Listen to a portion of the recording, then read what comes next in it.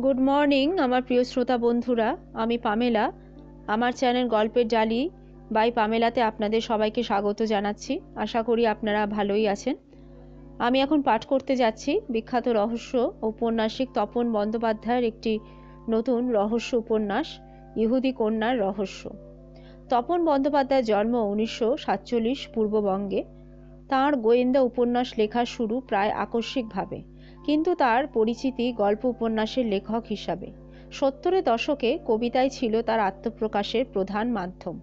গত 4 দশকে সাহিত্য জীবনে প্রকাশিত হয়েছে অজস্র ছোট গল্প, কবিতা, বড়দের ও ছোটদের মিলিয়ে 50টিরও বেশি উপন্যাস। সুন্দরবনে 100 বছরের ইতিহাস অবলম্বনে লেখা 3 খণ্ডে প্রকাশিত নদী, মাটি, অরণ্য উপন্যাসের জন্যে লেখক 2002 সালে পেয়েছেন রাজ্য সরকারের বঙ্কিম পুরস্কার। মহুলবনি সেরেনে চলচ্চিত্রকার কাহিনীকার হিসাবে পেয়েছেন BFGO পুরস্কার 2005 সালে। অন্যান্য পুরস্কারের মধ্যে পেয়েছেন সাহিত্য সেতু পুরস্কার, সোপান পুরস্কার, অমৃতলোক পুরস্কার, মঞ্জুষ দাশগুপ্ত স্মৃতি পুরস্কার, কিশোর সাহিত্য রচনার জন্য দীনেশচন্দ্র স্মৃতি পুরস্কার প্রভৃতি। বিদেশ ভ্রমণ বলতে বাংলাদেশের নানা প্রতিষ্ঠানের কবি সম্মেলন ও আলোচনা সভায় যোগদান ও একবার সাহিত্য একাডেমির আমন্ত্রণে ভারতীয় লেখক হিসাবে চীনের আন্তর্জাতিক বই মেলায় 2টো বক্তৃতা দেওয়া। আমার গল্প পড়া যদি আপনাদের ভালো লাগে তাহলে প্লিজ লাইক, শেয়ার, কমেন্ট ও সাবস্ক্রাইব করে আমার পাশে থাকবেন। এছাড়া পাশে থাকা বেল আইকনও প্রেস করে রাখবেন। তাছাড়া আমার চ্যানেল লিঙ্ক সবসময় ডেসক্রিপশন বক্সে দেওয়া থাকে, এবং এর আগেও আমি গার্গীকে কেন্দ্র করে একটি উপন্যাস করেছি, সেটা প্লেলিস্টে আপডেট করা আছে এবং প্লেলিস্টের লিঙ্কও ডেসক্রিপশানে দেওয়া আছে, আপনারা কাইন্ডলি শুনবেন। এছাড়া এই গল্পটি আমাকে পড়তে অনুরোধ করেছেন শ্রী স্বর্ণেন্দু শাহ। তাহলে চলুন আর দেরি না করে সরাসরি চলে যাচ্ছি গল্প পাঠের আসরে। আজকের উপন্যাস ইহুদি কন্যার রহস্য, অধ্যায় 1। সকালের মুহূর্তগুলো প্রতিদিনই অতি ব্যস্ততায়, বলা যায় শশব ব্যস্ততায় কেটে যায় গার্গীর। জেট প্লেনের মতো তাকে ছুটতে হয়, কিংবা কখনো স্পুটনিকের মতো। সকালে উঠে তার এত কাজ থাকে যে কোনটা করবে কোনটা করবে না সে কুল কিনারা পায় না। আগের দিন শোয়ার সময় সে ভেবে রাখে পরদিন আরও ভোরে উঠে নিত্য নৈমিত্তিক কাজগুলো সেরে নিয়ে হালকা করে নেবে তার টেনশনের বোঝা, কিন্তু ভাবাই সার। উঠব করে উঠতে এক একদিন সকাল 6টা। 6 মাসে লুনাকে নিয়ে গার্গী খুব হিমশিম খাচ্ছিল। ছোট্ট লুনা এত দুরন্ত হয়েছে যে তাকে নিয়ে সকাল থেকে প্রলয় যুদ্ধ। সায়ন খবরে কাগজ পড়ার ফাঁকে কাগজ নামিয়ে মাঝে মধ্যে আর চোখে দেখে গার্গীর কাণ্ড কারখানা। রোজই দেখে, কখনো বেশ উপভোগ করে গার্গীর নাজেহাল চেহারা। আজও সে প্রলয়ের মধ্যে দুজনের অফিস যাওয়ার প্রস্তুতি। রাধুদি নামের এক মহিলা এখন তাদের সংসারে সর্বক্ষণের সঙ্গী। তিনি রান্না থেকে শুরু করে লুনার দেখভাল সবই বেশ দক্ষতার সাথে পালন করেন। কখনো পাশের ছোট্ট ঘরটা থেকে বেরিয়ে আসে সোনালি চাপা। লুনা তাকে ইদানিং এতটাই পছন্দ করে যে তাকে দেখলেই গার্গীর কোল ফেলে তার কোলে ঝাঁপাইয়ে চলে যায়।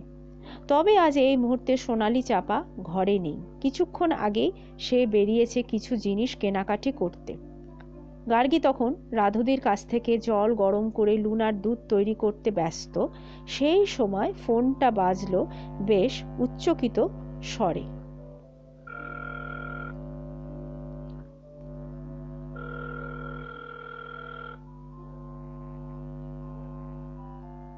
ফোন এলে সাধারণত গার্গী ফোন ধরে, কারণ তার ফোন আসে এ বাড়িতে বেশি।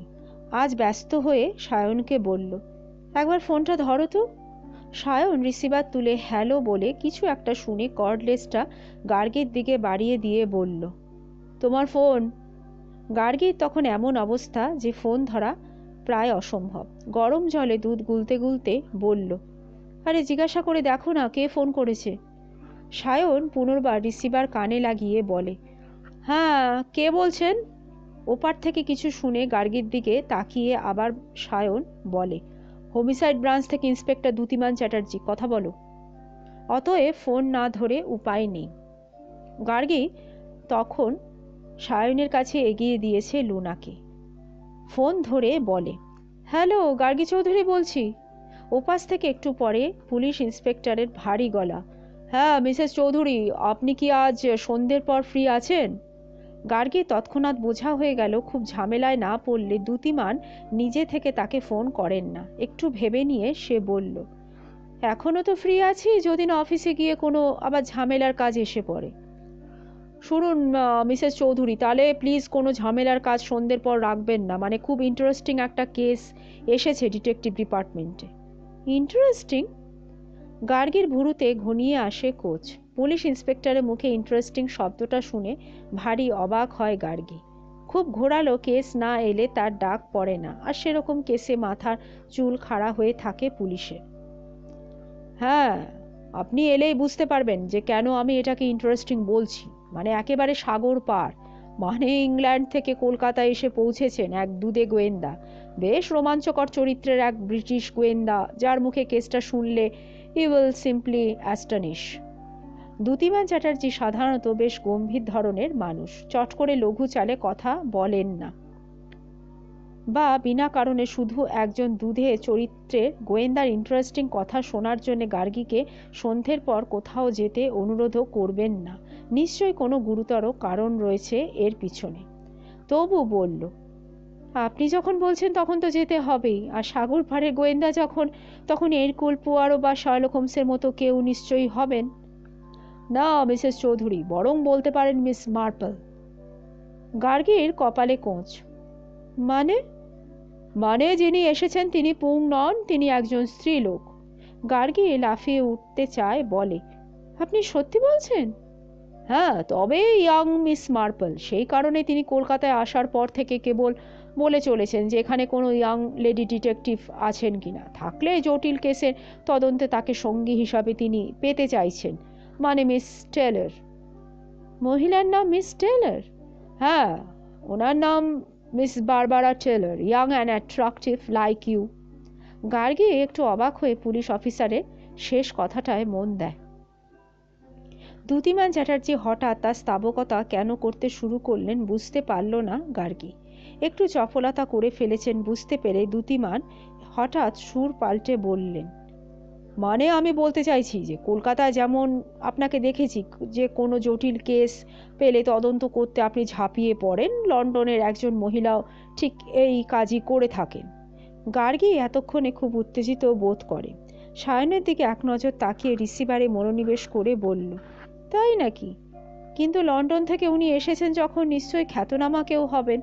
তা উনি কেন একজন লেডি ডিটেকটিভ চাইছেন? একজন ভালো, ধরুন লেডি পিএ যদি উনি পান সেটাই তো ভালো হয়। না, উনি অ্যাকচুয়ালি বারবার বলছেন একজন ডিটেকটিভের কথা, লেডি ডিটেকটিভই তার পছন্দ। এবার সেটা যদি উনি না পান তাহলে জেন্টস ডিটেকটিভ হয়তো চাইবেন। বোধহয় কোনো ব্যাপারে উনি আটকে গেছেন। ব্রিটিশ গোয়েন্দা আটকে গেছেন?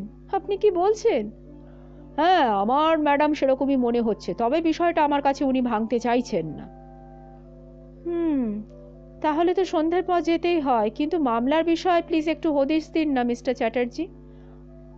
দেখুন মিসেস চৌধুরী, সেটা আমার মুখ থেকে নাই বা শুনলেন, স্বয়ং গোয়েন্দার মুখ থেকে শুনবেন ঘটনাটা, তাহলে আপনার আরো বেশি রোমাঞ্চকর লাগবে।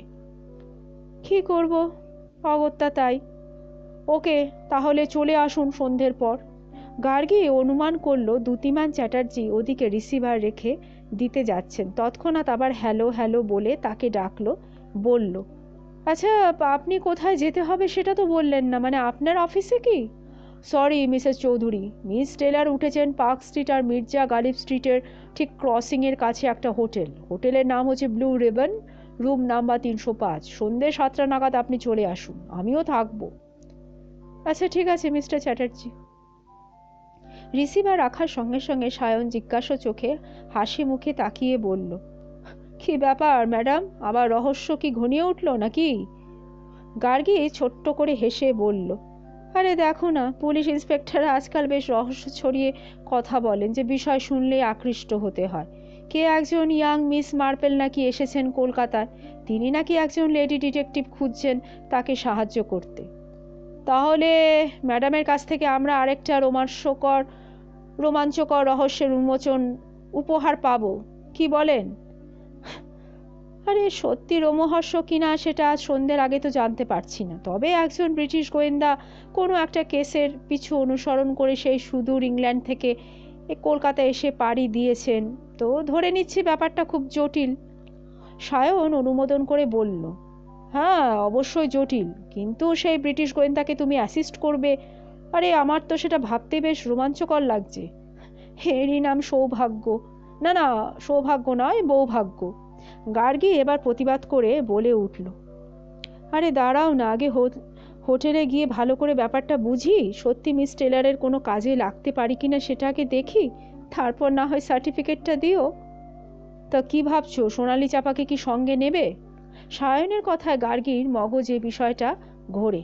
বেশ কয়েক মাস হলো সোনালি তার কাজের সঙ্গিনী হয়েছে, খুব শান্ত স্বভাবের কিন্তু বুদ্ধিমতী, অফিসের কাজেও সাহায্য করে আবার বাইরের কাজেও। কথা তার স্বীকার করতে দ্বিধা নেই, সোনালি আসার পরে গার্গীর কাজের প্রেশার অনেকটা কমে গেছে। আজ তাকে সঙ্গে নিয়ে যাওয়াই যুক্তিযুক্ত, যদিও দ্যুতিমান চ্যাটার্জি বললেন যে তিনি মিস টেলরের ফ্ল্যাটে থাকবেন, তবুও হোটেলের অবস্থানটা এমন জায়গায় যে সেখানে একজন মহিলার পক্ষে যাওয়া বেশ কঠিন। গার্গী সায় দিয়ে বলল, হ্যাঁ ঠিকই বলেছ, ভাবছি সোনালি চাপাকে সঙ্গে নিয়েই যাব। কথাটা যত সহজে গার্গী বলল, বিষয়টা তত সহজ নেই। লুনা হওয়ার আগে গার্গী আর লুনা হওয়ার পরের গার্গী একেবারেই আলাদা। লুনাকে সারাদিনের জন্য রাধুদির কাছে রেখে যাওয়া মানে বর্ষিয়ান মহিলার পক্ষে বেশ অত্যাচার। এতদিন শুধু অফিসের কাজে সে ব্যস্ত ছিল বলে কোনো ক্রমে ম্যানেজ করা যাচ্ছিল, কিন্তু হঠাৎ রহস্যের গন্ধে ওতপ্রোত হয়ে আগের মতো চঞ্চলা হরিণী হয়ে ছোটার ঝামেলা অনেক। কিন্তু গার্গী আর কি করবে, এক বিদেশিনীর ডাক পাওয়ার পর সে তো আর ঘরে অন্তরীণ হয়ে থাকতে পারে না, অন্তত আজ সন্ধে তো তাকে যেতে হবেই। সায়ন তার যন্ত্রণাটা বুঝেছে নিশ্চয়ই, না হলে কেন না 7-5 ভেবে নিয়ে বলল, আচ্ছা ঠিক আছে, তুমি ওকে নিয়ে যাও, আমার আজকের কাজের চাপটা একটু কম আছে, আমি বরং সন্ধ্যের পর ফ্ল্যাটে ফিরে আসবো। তুমি এক কাজ করো, মিস টেলরের গল্পটা মন দিয়ে শুনো, তারপর দেখো কি হয়। মাই গড, গার্গী প্রায় চেঁচিয়ে উঠে বলল, that's like a good boy. বোঝা যাচ্ছে লুনাকে তুমি খুবই ভালোবাসো।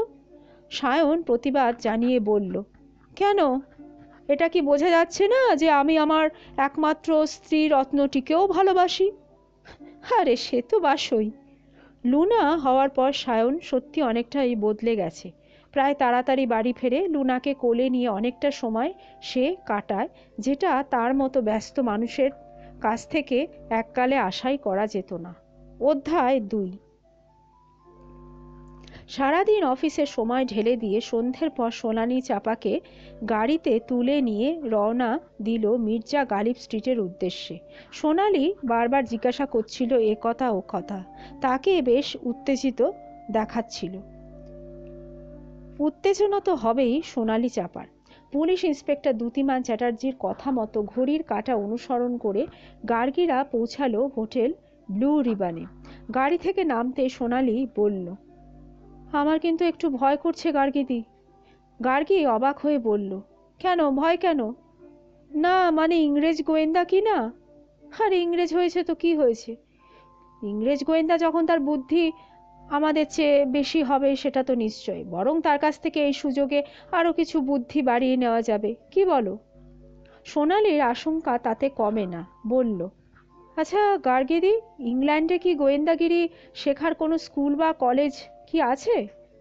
গার্গী হেসে ফেলে বলল, আরে সেটা জানি না, পৃথিবীর কোনো গোয়েন্দাই তো স্কুল কলেজে পড়ে গোয়েন্দাগিরি করেছেন বলে তো এমনটা শুনিনি বা পড়িনি, তবে এখন স্কুল কলেজ হয়েছে কিনা সেটা অবশ্য বলতে পারবো না। কথা বলতে বলতে দুজনে লিফটের সামনে গিয়ে দাঁড়ায়। দেওয়ালের গায়ে বোতাম টিপতে লাল আলো জ্বলে ওঠে, হু হু করে নেমে আসে লিফট। লিফটে উঠে নির্দিষ্ট রুম খুঁজে বেল টিপতেই খুলে গেল ঝকঝকে দরজা। দরজা খুললেন দ্যুতিমান চ্যাটার্জি নিজেই। পরনে সাদা ঝকঝকে ইউনিফর্ম। তারা ঘরে ঢুকতে বছর 30-32-এর এক সুন্দর ইংরেজ ললনা সোফা থেকে উঠে এসে মুখে মুক্ত হাসি উপচিয়ে বাড়িয়ে দিলেন তার উষ্ণ নরম হাত। গার্গী দেখল ইংরেজি যুবতী অসাধারণ সুন্দরী, লাল টকটকে তার ফুলো গাল দুটো, পরনে হলুদ টপ আর জিন্সের চাপা প্যান্ট। তাতে তার চেহারাটা দারুণ ধারালো দেখাচ্ছে। মুখে স্মিত হাসি তাকে আরও রহস্যময় করে তুলেছে। তাছাড়া তার বডি ল্যাঙ্গুয়েজও অসাধারণ। সোফা থেকে চৌকিতে উঠে আসার ভঙ্গি যেন চাবুকের মতো, তেমনি ঝুঁকে পড়ে বাড়িয়ে দেওয়া হাতের উষ্ণতা। গার্গী তার হাতে হাত রেখে ইংরেজিতে বলে উঠল, গ্ল্যাড টু মিট ইউ। আপনার আমন্ত্রণ পেয়ে আমি খুব রোমাঞ্চিত বোধ করছি এবং খুব সম্মানিত। ইংরেজ মহিলা নিজের পরিচয় দিয়ে বললেন, আমার নাম বারবারা টেলর, পেশায় আমি একজন রিপোর্টার। একটা নামি ইংরেজি কাগজে কোর্টস ম্যাটার্স নিয়ে আমি স্টোরি লিখতাম, সেই থেকে আমার কালপ্রিটদের সঙ্গে ভাব। গার্গী অবাক হওয়ার ভান করে বলল, ভাব মানে? মানে কাগজ কলম নিয়ে ভাব আর কি। কালপ্রিটদের কাহিনী লিখে বেশ নাম হয়ে যায় আমার লন্ডনে। অনেকেই চিঠি লিখে জানতে চাইতো যে তদন্তটা পুলিশ করছে না সাংবাদিক করছে, সেটা বোঝাই যায় না। ভারী ইন্টারেস্টিং তো। আপাতত গোয়েন্দাগিরি করতে আমি বেশ পছন্দ করছি। গার্গী হেসে বলল, reporter turn into detective. Exactly. দেখলাম স্টোরি লিখে লিখে আমার একটা এক্সপার্টাইজ জন্মে গেছে কালপ্রিটদের গতিবিধি, চালচলন, মোটিভ ইত্যাদি বিষয়। Almost same to me. বলে গার্গী আবার জোরে হেসে উঠে আবার বলল, আমি আগে পত্রপত্রিকায় ফিচার লিখতাম বটে, বাট নট ক্রাইম রিপোর্টস। তারপর একটা মোটাসোটা চাকরি দায়িত্ব কাঁধে পড়তে লেখা তো আমার মাথায় উঠে গেছে। Is it? Then we are birds of the same feather. Gargi তার কাছে কিছু ক্রাইম স্টোরি শুনতে চাইছিল, কিন্তু সন্ধে পার হয়ে রাত নেমে আসছে দ্রুত। এখন প্রসঙ্গান্তরে যাওয়াটা ঠিক হবে না। মিস টেলরের দিকে বহুক্ষণ কৌতূহলী দৃষ্টিতে তাকিয়ে তাকে পরখ করছিল সোনালি চাপা। বিদেশি মেয়েদের সম্পর্কে তার কৌতূহল বরাবরই বেশি। দূর থেকে তাদের দেখেছে এতকাল, কখনো রাস্তায় হাঁটতে বা গাড়ি চড়ে যেতে, কখনো ইংরেজি সিনেমায়। এখন তার সামনে জলজ্যান্ত বসে এক ইংরেজ ললনা। বিশেষ করে তার মাথায় বাঁকানো টুপিটি ভারী পছন্দ সোনালি চাপার। আরও ইচ্ছে করছে এরকম রংচটা নীল জিন্সের সঙ্গে হলুদ টপ পরা। গার্গীর সঙ্গে গোয়েন্দাগিরি করতে করতে সে যদি কখনো গোয়েন্দা হয়, তবে এইরকমই পোশাক পরে সে হাজির হবে ঘটনাস্থলে। হোটেলের রুমে এতক্ষণে হালকা চালে কথা এগোতেই সে জড়তা ঝেড়ে ফেলে বলল, আমার একটা কথা কিন্তু খুব জানতে ইচ্ছা করছে ম্যাডাম। সোনালি চাপার দিকে বেশ কয়েকবার নজর ফেলেছিলেন মিস টেলর। হয়তো কিছু অনুমান করেছিলেন মনে মনে। এতক্ষণে বললেন, তাই চমৎকার মেয়েটি কি তোমার অ্যাসিস্ট্যান্ট গার্গী? Right your. ওর নাম সোনালি চাপা।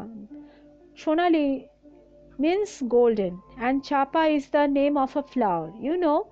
চাপার গন্ধ কিন্তু ভারী নরম আর চমৎকার। সো হিজ আওয়ার সোনালি চাপা, ভারী মিষ্টি মেয়ে। গার্গীর এই পরিচয় করিয়ে দেওয়ার রকমটিতে আশ্চর্য হচ্ছিল সোনালি চাপা, খুশিও হচ্ছিল অনেক। গার্গীর সঙ্গে থাকলে বোঝাই যায় না তিনি অত বড় একজন অফিসের কর্ত্রী এবং সোনালি চাপার বসও। দেন বলে বারবারা টেলর তার ব্যাগ থেকে বার করলো একটা বড়সড় চকলেট। সেটা সোনালি চাপাকে উপহার দিয়ে তাকে আরও অস্বস্তিতে ফেললেন। পরক্ষণে অস্বস্তি কাটাতে বললেন, হ্যাঁ, তুমি কি জানতে চাইছো সেটা আমি জানি। আমি অভিনেত্রী এলিজাবেথ টেলরের কেউ হই কিনা, তাই তুমি নিশ্চয়ই জানতে চাইছো। যার সঙ্গে নতুন আলাপ হয় সেই সেটা জানতে চায়। প্রত্যেকবারই আমাকে বলতে হয় অ্যাবসলিউটলি নট। তার সঙ্গে আমার একটাই মিল, তার যুবতী বয়সের মতন আমার ফিগারটাও স্লিম অ্যান্ড চার্মিং। বলে নিজের মশকরায় নিজেই হেসে উঠলেন খিলখিল করে। কিন্তু চারজনে এইরকম হালকা মুহূর্ত কাটানোর পর দ্যুতিমান চ্যাটার্জি কাজের কথায় ঢুকে পড়লেন পাক্কা পুলিশ অফিসারের মতো। বললেন, আচ্ছা তাহলে মিস টেলর, আপনি এবার শুরু করুন। আপনার এখানে আসার কারণটা কি? মানে কেন আপনি মিসেস চৌধুরীর সাহায্য চান? বারবারা টেলারের সঙ্গে আলাপিত হতে দ্যুতিমান চ্যাটার্জি খুব আলোড়িত। একই ইংরেজ ললনার সঙ্গে কাল থেকে প্রায় গায়ে গা লেপটে তাকে ঘুরতে হচ্ছে। মেয়েটার গায়ের রং প্রায় আপেলের মতো। তার চেয়েও যে দৃশ্যে তার দৃষ্টি আটকে যাচ্ছিল তা হলো বারবারা টেলারের গা চাপা পোশাক। তেমনই নজর থিতু হচ্ছিল তার নরম গালটিতে। এবার সেই গালে ডালিমের রং ধরিয়ে বারবারা হেসে বললেন, অল রাইট, তাহলে শুরু করছি। আচ্ছা, আগে বলে দিচ্ছি, ইটস আ লং স্টোরি, অনেকটা কিন্তু সময় লাগবে। বলে তিনি বেল বাজিয়ে হোটেলের ওয়েটারকে ডেকে 4 কাপ কফির অর্ডার দিলেন। ওয়েটার দরজা ভেজিয়ে বেরিয়ে যেতেই বললেন, then let us start. Barbara Taylor তখন ঠিক করে নিচ্ছে কোঁকড়ানো চুলের রাশি। গার্গী মুগ্ধ হয়ে কিছুক্ষণ দেখল ঈশ্বর যুবতীটির বাদামি রঙের চুলের কারুকাজ। হয়তো কোনো বিউটি পার্লারে চুল বাঁধেন নিয়মিত। অথচ কি আশ্চর্য, গার্গী সারাদিনে চুল বাঁধার কোনো সময়ই পায় না। বারবারা তখন খুলে ফেলেছে তার গল্পের ঝাঁপি। 3 জোড়া চোখ ঝাঁপিয়ে পড়ল সেই গল্পের খেইতে। বারবারা বলতে লাগলো, আসলে গল্পটা বছর 10 আগেকার, 1993। মাসটা ছিল ডিসেম্বর। গোটা লন্ডন শীতে কাঁপছে। সেই রকম এক শীতের সন্ধ্যায় 20 বছরের এক ভারতীয় যুবক, তার নাম রমেশ প্যাটেল, সোয়েটার মাফলারে নিজেকে মুড়ে লন্ডনের নানা জটিল পথ হাতড়ে খুঁজে বের করল অজয় দেশাই নামে আর এক গুজরাটি যুবকের ডেরা। পাড়াটা বেশ অভিজাত। সন্ধ্যের পর কোথাও ইংরেজি বাজনা বাজছিল টুংটাং শব্দের ঢেউ ছড়িয়ে।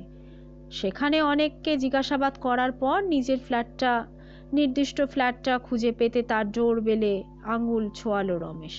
শীতে কাবু তরুণটা তখন ভাবছে যে দরজা খুললে তার ভেতরে মিলবে তার রাতের আশ্রয়। দ্যুতিমান ঠিক তখনই জিজ্ঞাসা করলেন, কিন্তু আপনি তো ম্যাডাম বলেননি যে ওদের দুজনের মধ্যে কি সম্পর্ক? হ্যাঁ, সেই প্রসঙ্গে আমি এবার যাচ্ছি। ডোরবেলের শব্দ পেতে দরজা খুললেন ফ্ল্যাটের মালিক অজয় দেশাই। ফ্ল্যাটের বাইরে রমেশ প্যাটেলকে দাঁড়িয়ে থাকতে দেখে তো অজয় দেশাই তাকে চিনতেই পারলেন না। ফ্ল্যাটের দরজা ভেজিয়ে বাইরে বেরিয়ে এসে ভুরু কুঁচকে বললেন, কি ব্যাপার, কি চান আপনি এখানে?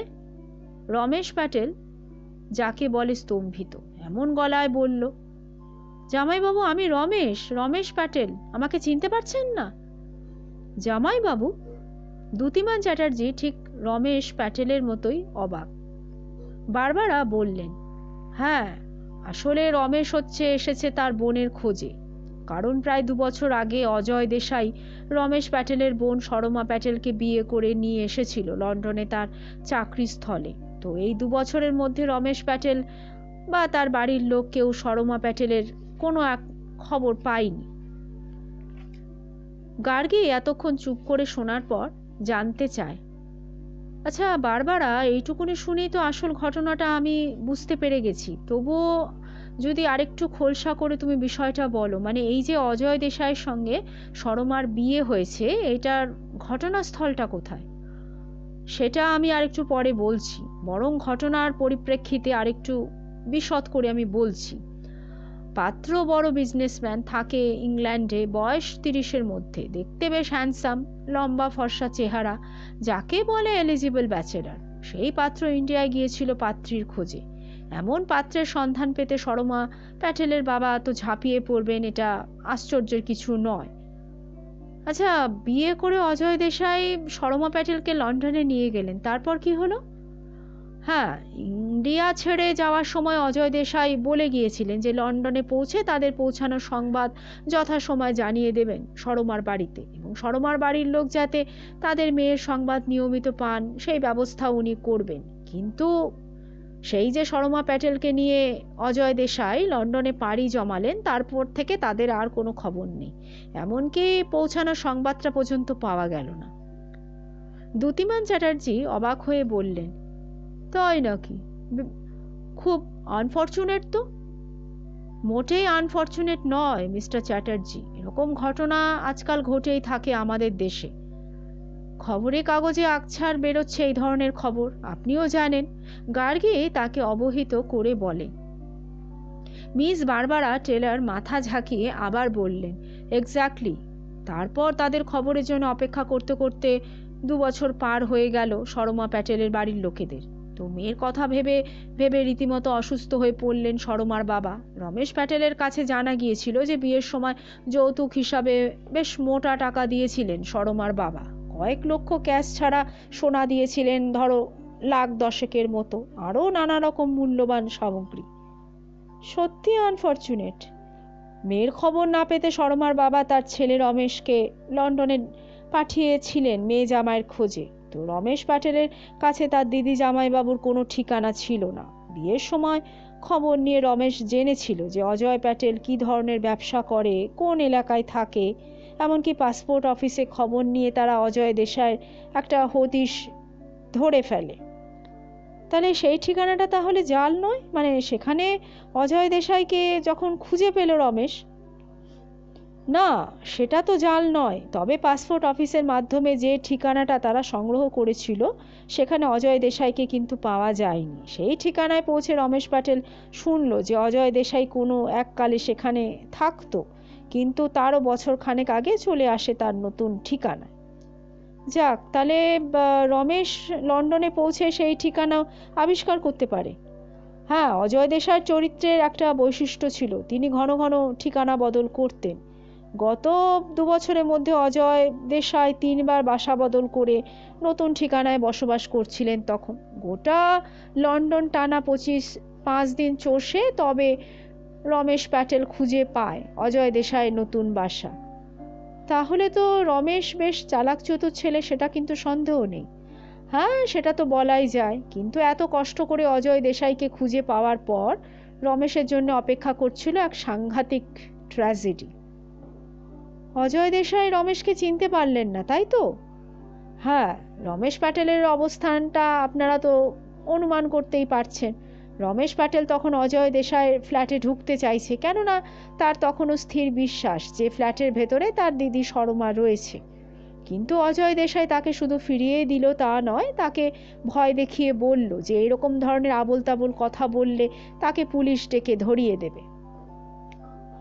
দ্যুতিমান চ্যাটার্জি আবার বললেন, তার মানে অজয় দেশাই সেই বিয়ের কথা বেমালুম অস্বীকার করে গেলেন?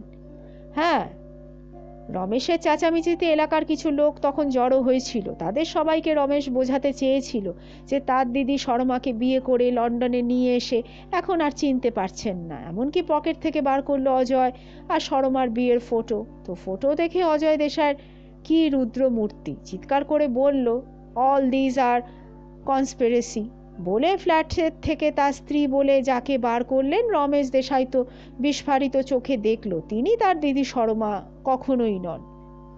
দ্যুতিমান চ্যাটার্জি চোখ বিস্ফারিত হয়ে গেল। তিনি বললেন, মাই গড! গার্গী খুব অবাক হচ্ছিল তা নয়, সে অনুমান করার চেষ্টা করছিল পরবর্তী ঘটনা কোন দিকে গড়াবে। রমেশ প্যাটেলের অসহায় অবস্থার কথাও সে ভাবার চেষ্টা করছিল। জিজ্ঞাসা করল, তারপর মানে রমেশ প্যাটেলের কি হলো? রমেশ প্যাটেল দেখলো তার জামাইবাবু লন্ডনে যাকে নিয়ে ঘর করছেন তিনি এক বিদেশি মহিলা। তার নাম হেনা, মানে এক ইহুদি মহিলা। অপরূপ সুন্দরী শুধু নন, কথাবার্তায় দারুণ তুখোর। তা সে কথা তুমি কি করে জানলে বারবারা? ধীরে ধীরে। সেই বিদেশিনীর তীব্র চাহনি ও যুক্তিজালে রমেশ তখন প্রায় ভস্ম হয়ে যাওয়ার উপক্রম। রমেশের কথা উড়িয়ে দিয়ে অজয় দেশাই তার প্রতিবেশীদের বোঝালো যে রমেশের নিশ্চয় কোনো একটা বদমতলব রয়েছে, না হলে সে হঠাৎ এরকম একটা দূরবসন্ধি নিয়ে তার ফ্ল্যাটে আসবেই বা কেন। দ্যুতিমান চ্যাটার্জি কপালে জড়ো হচ্ছিল চিন্তার রাশি। তিনি বললেন, তাই নাকি, তারপর? রমেশ তখন উপায়ন্তর না পেয়ে শরণাপন্ন হলো স্থানীয় পুলিশে। তার কাছে প্রমাণ হিসাবে রয়েছে অজয় আর সরমার বিয়ের ফটো। তো লন্ডনের পুলিশ অবশ্য রমেশের অভিযোগকে একেবারে উড়িয়ে দিতে পারল যে তা নয়, কিন্তু তারা অজয়ের ফ্ল্যাটে গিয়ে বিষয়টা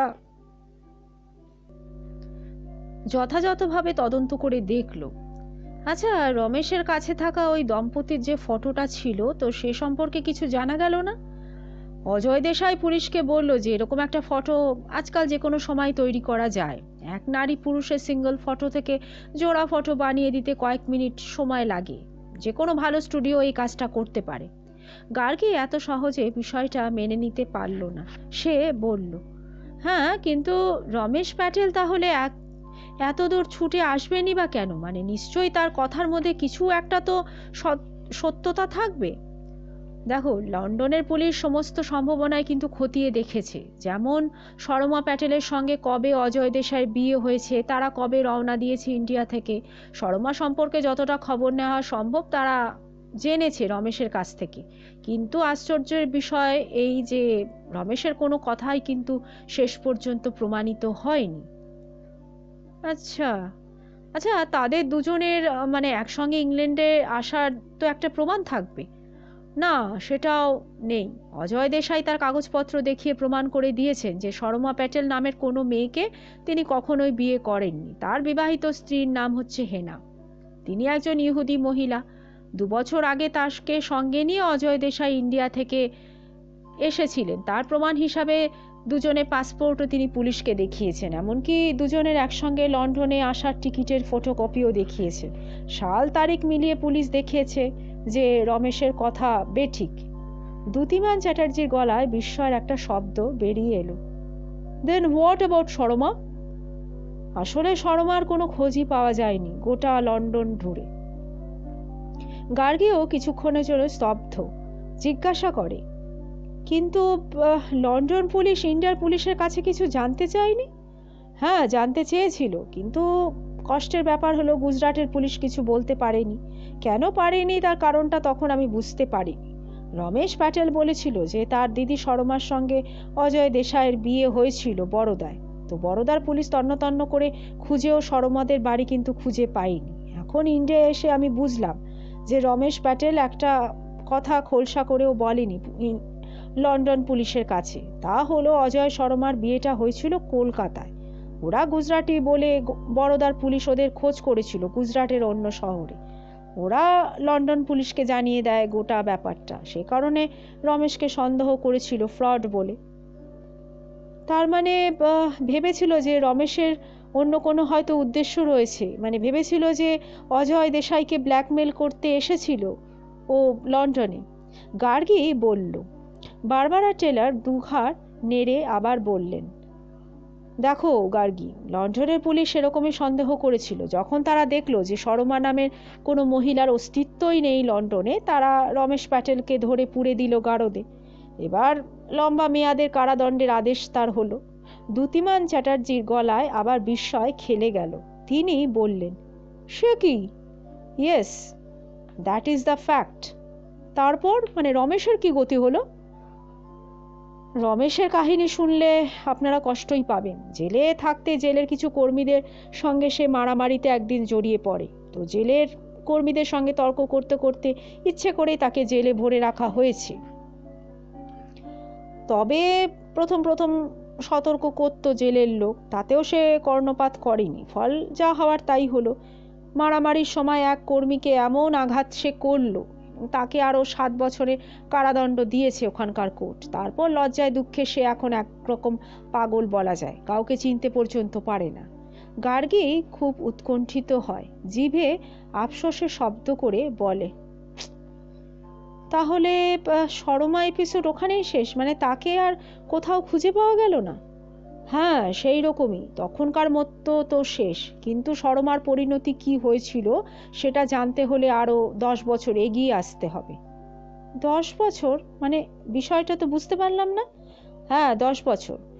বারবারা যেন এক জটিল কাহিনীর রহস্য একটু একটু করে ভাঙছে গার্গীর কাছে। বারবারা আবার বলল, 10 বছর পরে কাহিনীর কিছুটা উন্মোচিত হয়েছে পুলিশের কাছে। কিরকম? শর্মাকে লন্ডনের পুলিশ ভুলে গিয়েছিল যদি না লন্ডনের এই পুরনো এলাকায় একটা বাড়ির মেঝের মাটি খুঁড়ে পাওয়া যেত একটা কঙ্কাল একজন মহিলার। পরীক্ষায় জানা গেছে মহিলার বয়স 23-24-এর ভেতরে। তাই নাকি? মানে সেটাই শর্মা প্যাটেলের, মানে শর্মা দেশাইয়ের কঙ্কাল? দেখো, সেটা এখনও প্রমাণিত নয়। তবে কঙ্কালটা যে কোনো এশীয় বা নির্দিষ্ট করে বলতে গেলে কোনো ভারতীয় নারীর, সেটা বিশেষজ্ঞের রিপোর্টেই জানা গেছে। কিন্তু সেই বাড়ির বাড়িওয়ালা বা সেখানকার প্রতিবেশীদের জিজ্ঞাসা করে যা জানা গেল সেটা হলো যে সেই বাড়িতে অনেক দিন আগে সস্ত্রীক বাস করে গেছে অজয় দেশাই নামে একজন ভারতীয়। তার স্ত্রীকে অবশ্য খুব বেশি বাইরে আসা যাওয়া করতে কেউ দেখতো না। রমেশ প্যাটেলের কাছ থেকে পাওয়া সরমা প্যাটেলের ফটো দেখে প্রতিবেশীরা এতদিন পরে অবশ্য কেউ চিনতে পারেনি। তাহলে পুলিশ সন্দেহ করছে মানে সেটা সরমা প্যাটেলের, আর তাকে খুন করে কবর দিয়েছে অজয় দেশাই। হ্যাঁ দেখো গার্গী, ওটা ওই সন্দেহ পর্যন্তই, যতক্ষণ না পর্যন্ত কোনোভাবে পুলিশ নিশ্চিন্ত হচ্ছে যে কঙ্কালটা সরমার। পুলিশের পক্ষে সঠিকভাবে কিন্তু কিছু বলাটা সম্ভব নয়। কঙ্কালটা সরমার কিনা বা তাকে অজয় দেশাই খুন করে মেঝের নিচে কবর দিয়েছে কিনা সেটা অবশ্য এখনো প্রমাণিত হয়নি। গার্গী চিন্তিতভাবে ঘাড় নেড়ে বলে, ব্যাপারটা তো খুব কঠিন। মানে 10 বছর আগে বাস করতো যে মহিলা, কঙ্কালটা তার কিনা সেটা হয়তো বলা যায়। আজকাল তো ডিএনএ টেস্ট ইত্যাদি করালে অনেক কিছুই ধরা পড়ে, কিন্তু সেই কঙ্কাল দেখে খুনিকে শনাক্ত করা তো সেটা সহজ কাজ হবে না। বলে গার্গী একটু থেমে আবার জিজ্ঞাসা করলো, বারবারা, কঙ্কালটা পাওয়া যেতে লন্ডন পুলিশ নিশ্চয়ই খুব ঝামেলায় পড়ে গেছে। হ্যাঁ সেটা তো পড়েছেই। একটা কঙ্কাল পাওয়া গেল ঘরের মেঝের নিচে থেকে, আফটার লং 10 years। দীর্ঘ 10 বছর পরে সে ভুলে যাওয়া চ্যাপ্টার আবার খুলতে হওয়ায় লন্ডন পুলিশ বেশ বেকায়দায় পড়েছে। গার্গী এরকমই একটা কিছু আশঙ্কা করছিল। নইলে কেন এত দূরের পথ অতিক্রম করে বারবারা টেইলর নামে এই রূপসী যুবতী এসে পৌঁছাবেন সাগর পাড়ে।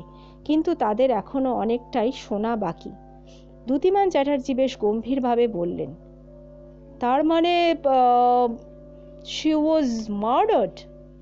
হ্যাঁ সেটাই তো পুলিশের অনুমান। 10 বছর আগে তাকে খুন করে তার লাশ ওই ঘরের মেঝে পুঁতে দেওয়া হয়েছিল। তবে সেই কঙ্কাল সরমার কিনা সেটা প্রমাণিত হওয়া এখন বিশেষ প্রয়োজন। কিন্তু অজয় দেশাই খুন করেছিল কিনা তা প্রমাণ করা বেশ শক্ত হবে, তাই না? হ্যাঁ সম্ভবত। গার্গী কিছুক্ষণ বিষয়টা মগজে নাড়াচাড়া করে আবার বলল, কিন্তু এই যে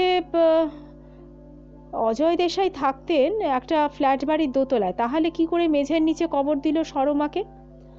দেখো, দোতলায় বাস করতো অনেক পরে। আমি বললাম না যে তার আগে অজয় দেশাই লন্ডনের বিভিন্ন এলাকায় বাড়ি ভাড়া নিয়ে থেকেছে। কোনো বাড়িতেই সে ধরো 1 কি 1.5 বছরের বেশি কিন্তু থাকেনি। লন্ডনের পুলিশ খবর নিয়ে দেখেছে রমেশের কথাই ঠিক।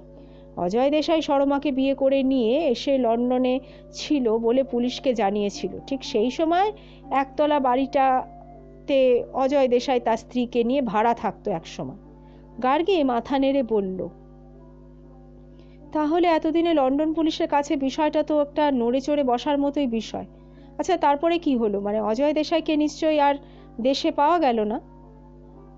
না, এর মধ্যে আর একটা অদ্ভুত ঘটনা ঘটেছে যেটা ভীষণ ভয়ঙ্কর। লন্ডনের দোতলার ফ্ল্যাটে রমেশ চিনে ফেলেছে দেখে অজয় দেশাই তার ইহুদি স্ত্রী হেনাকে নিয়ে আর একটা ফ্ল্যাটে গিয়ে বাস করতে থাকে। সেটাও একতলার ফ্ল্যাট, তো সেখানেও অবশ্য বেশি দিন সে বাস করেনি। কিন্তু সেই ফ্ল্যাটে গিয়েও লন্ডন পুলিশ মেঝে খুঁড়ে আবিষ্কার করেছে আর একটা কঙ্কাল। কি সর্বনাশ! মানে ওই কঙ্কালটা কি ইহুদি স্ত্রীর?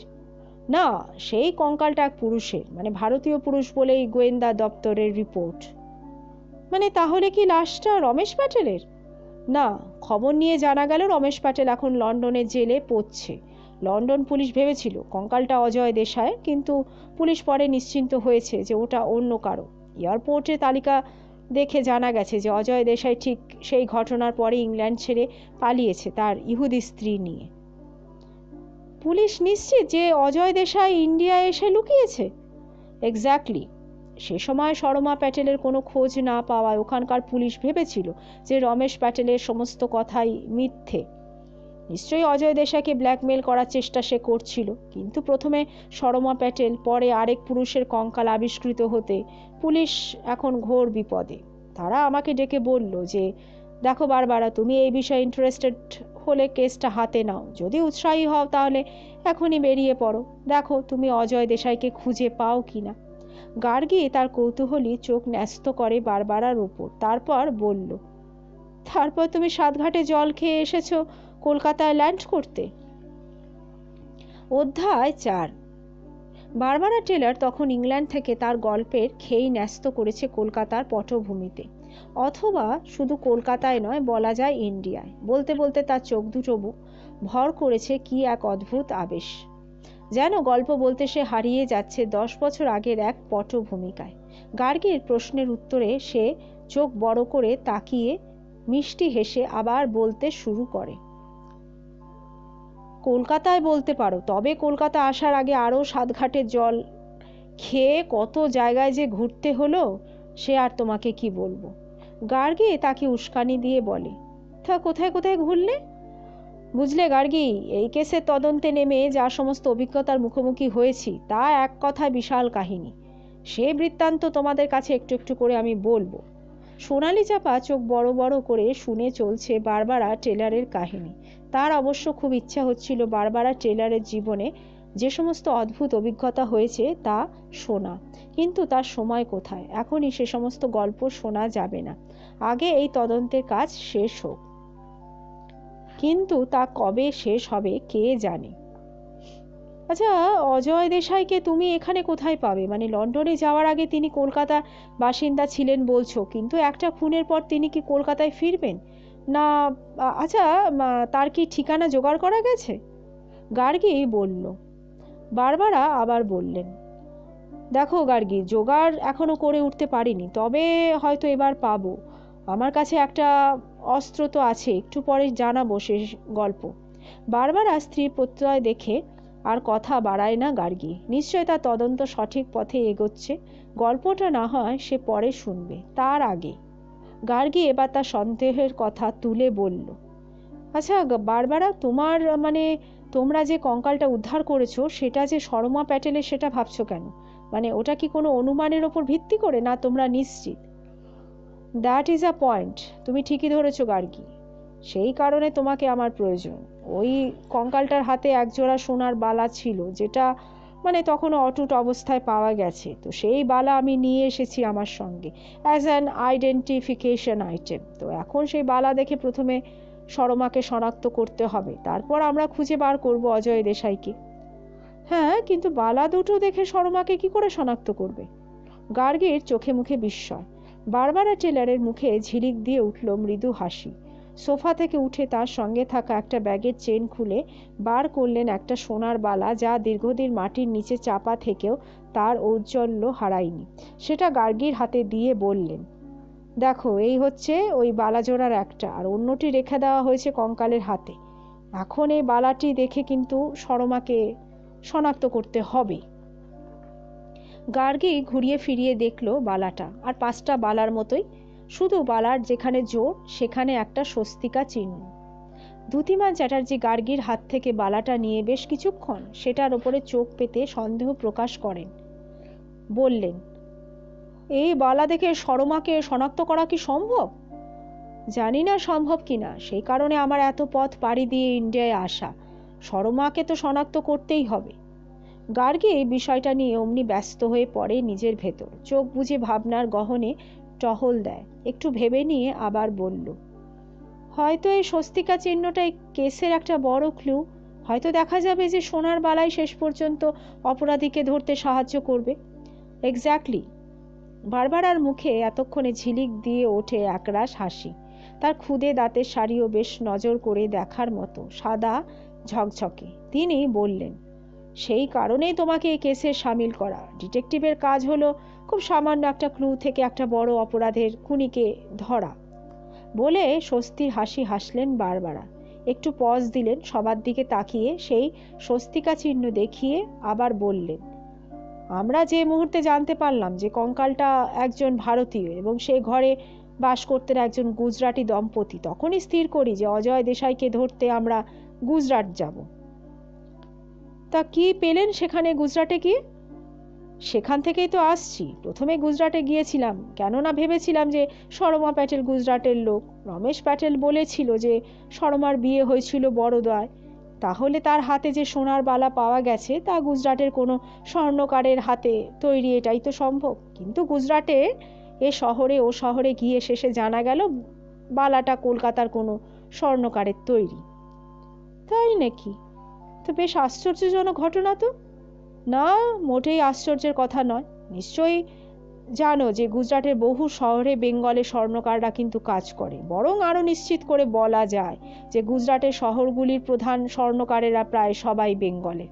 সেখানে নানা দোকান ঘুরে শেষে বাদল দাস নামে এক যুবক বালাটা দেখে নিয়ে বলল যে এটা কলকাতার কোনো স্বর্ণকারের তৈরি। গার্গী মুগ্ধ হয়ে শুনছিল বারবারা তদন্তের পদ্ধতি। বারবারা থাকে সেই সাগর পাড়ে, সেখানে 10 বছর আগে একটা মার্ডার কেসের পিছু অনুসরণ করে এসে কলকাতায় পৌঁছেছে। সেখানে এক হোটেলের রুমে বসে সেখানকার এক পুলিশ অফিসার আর এক ডিটেকটিভ ও তার সঙ্গিনীকে শোনাচ্ছে গুজরাটের এক বাঙালি স্বর্ণকারদের কথা, যেন একটা সিঁড়ি ভাঙা অঙ্ক কোশ্চেন নিখুঁতভাবে। গার্গী বলল, তাহলে তুমি বলছো যে স্বস্তিকা চিহ্ন একমাত্র কলকাতার কোনো সোনার দোকানের ট্রেডমার্ক? হ্যাঁ, তাই তো বলল বেঙ্গলের ছেলেটা, দ্যাট বাদল দাস। সে বলল যে কলকাতা শহরে তোমাদের এখানে বড় বড় সোনাপট্টি নাকি আছে। তো এখন আমাদের কাজ হবে কাল সকালে তোমাদের নিয়ে সেই সোনাপট্টিতে নির্দিষ্ট দোকানটা খুঁজে বার করা।